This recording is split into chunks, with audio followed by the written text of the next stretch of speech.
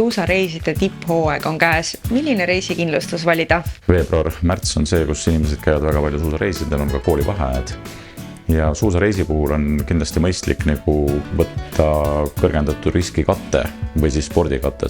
Tähtis on lugeda läbi tingimused ja saada aru, et kas see kindlustus tegelikult vastab sinu ootustele või mitte. Reisikindlustus tasuks osta siis, kui te selle reisi broneerite. Et väga tihti juhtub see, et inimesed ostavad selle reisi, mõtlevad, et küll ma selle kindlustust jõuan osta ja siis jäävad selle reisitõrke katte ostmisega hiljaks, kuna see hakkab kehtima 4. päeval peale ostmist. Ja veel oluline on see, et võtta õiged kindlustussummad.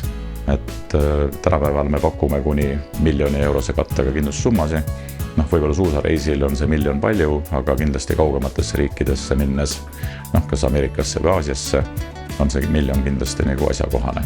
Ja ka reisitõrke puhul on oluline vaadata, et te ei kataks ainult oma seda lennupiletit ja võib-olla majutust ja jätate sinna ikkagi väikse puhvri ka, kuna tihti hiljem ostetud reisipilet võib olla kallim kui see odav lennupilet, mis te ostsite siis, kui te kaua aega tagasi seda reisi planeerisite. Paljud inimesed arvavad, et Euroopa ravikindlustuskaart aitab neid.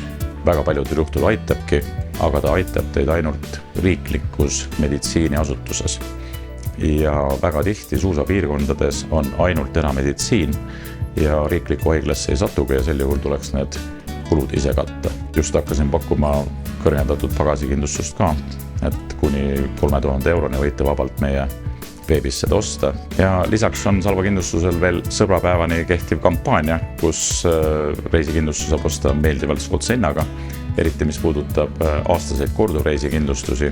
Ja Salva kindlustust kindlasti on kõige mugavam osta veebist, et 2 klikiga ja valmis, aga samuti võite tulla meie kenadesse esindustesse või meie koostööpartnerite juurde reisibüroodes, et enamus neist müüvad meid ka.